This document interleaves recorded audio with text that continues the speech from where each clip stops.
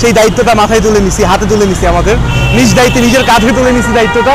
আমরা নিজেরা চেষ্টা করতেছি যতদূর সম্ভব হয় আমাদের দেশটাকে, যেহেতু আমরা স্বাধীন করছি, এখন আমাদেরই দায়িত্ব এটাকে সুন্দর করে রাখা, রাস্তাঘাট মেনটেন করা, যে কাজগুলো ট্রাফিক পুলিশরা করতো। এই ছাত্রদের মাঝে ছাত্রদেরকে সহযোগিতা করতে পারে আমাদের অনেক ভালো লাগতেছে। এতদিন মনে হচ্ছে আমরা কারো কাছে জিম্মি, এই ছাত্রদের কারণে মনে হইতেছে যে আমরা উন্মুক্ত বাতাস উঠতেছি। অনেক খুশি আমরা এই ছাত্রদেরকে পেয়ে। আমি এবং আমার দল ইসলামী আন্দোলন বাংলাদেশের পক্ষ থেকে আমরা এই ছাত্রদেরকে সহযোগিতা করতেছি।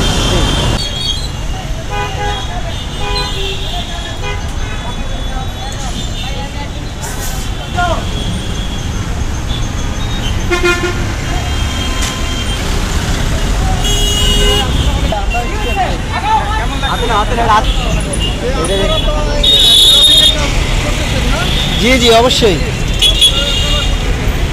আমাদের সাথে যে অন্যায় করা হয়েছে আমরা অন্যায়ের প্রতিবাদ করছি, অন্যায়ের বিরুদ্ধে দাঁড়াইছি। বুঝতে হবে ছাত্রদের সাথে কেউ অন্যায় করে পার পাইতে পারবে না, এটা দিয়ে সবার শিক্ষা নেওয়া উচিত। ঠিক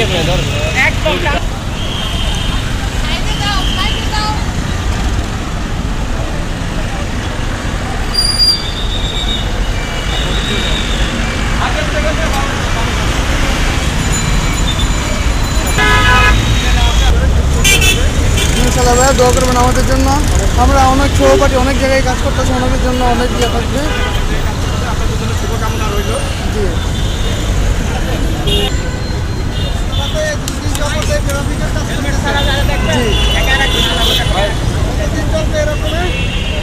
যে পর্যন্ত সরকার বহাল না হয়, সরকার ক্ষমতায় না আসে, তারপরে নতুনভাবে সব কিছু করতে হবে।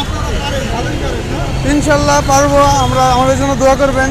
আমাদের অন্য ভাইয়েরাও আছে, ওনারাও অনেকভাবে সাহায্য করতেছে। আমরা সকালবেলা যখন আর কি রোডে আসি তখন একটু হতভম্ব খাই যে আর কি কন্ট্রোল করতে পারছিলাম না, পরে ধীরে ধীরে আর কি আমরা এটা কন্ট্রোল করে ফেলছি আসছে।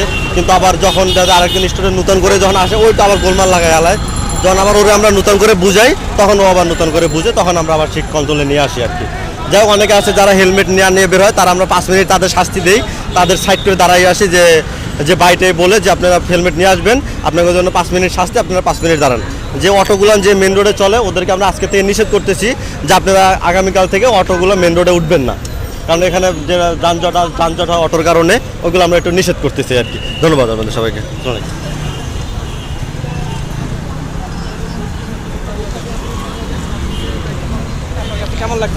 আমার কাছে খুবই ভালো লাগতেছে, এতদিন পরে স্বাধীনভাবে মানুষের উপকার করতে পারতেছি, আমার অনেক ভালো লাগতেছে। এই ছাত্রদের মাঝে ছাত্রদেরকে সহযোগিতা করতে পারে আমাদের অনেক ভালো লাগতেছে। এতদিন মনে হচ্ছে আমরা কারো কাছে জিম্মি, এই ছাত্রদের কারণে মনে হইতেছে যে আমরা উন্মুক্ত বাতাস উঠতেছি। অনেক খুশি আমরা এই ছাত্রদেরকে পেয়ে। আমি এবং আমার দল ইসলামী আন্দোলন বাংলাদেশের পক্ষ থেকে আমরা এই ছাত্রদেরকে সহযোগিতা করতেছি।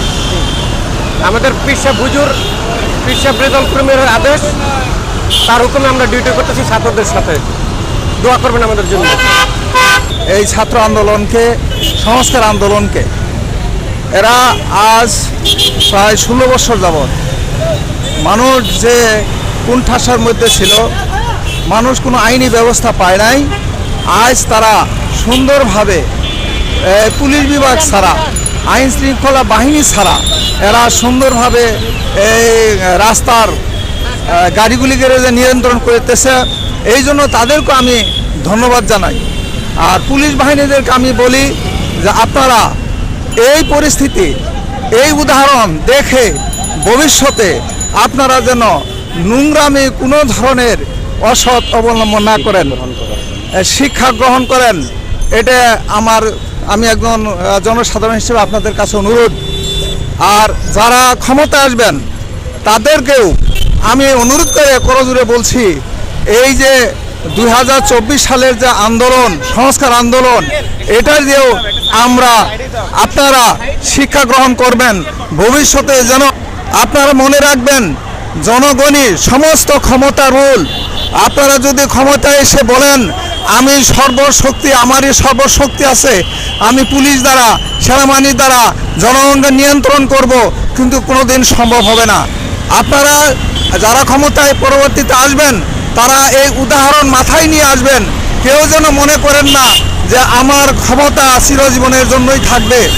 আর এই দেশটা আপনার আমার জনগণের 18 কোটি মানুষের। এটা সব সময় মনে রাখবেন, যেই লোক যে টেবিলে যাবেন আপনারা সৎ কাজ করবেন, কেউ যেন অসৎ অবলম্বন না করেন। এই 2024 সালের উদাহরণ নেবেন, কোনো ধরনের বৈষম্য যেন না থাকে। আমরা সবাই ভাই ভাই, সবাই এক জাতি, সবাই বাঙালি, সবাই যেন বাঙালি জাতি হয়ে একসাথে কাঁধে কাঁধ মিলে আজ থেকে শপথ নিয়ে আমরা এই দেশটা গঠন করতে পারি। এই বলে আমি আমার বক্তব্য শেষ করছি। আসসালামু আলাইকুম।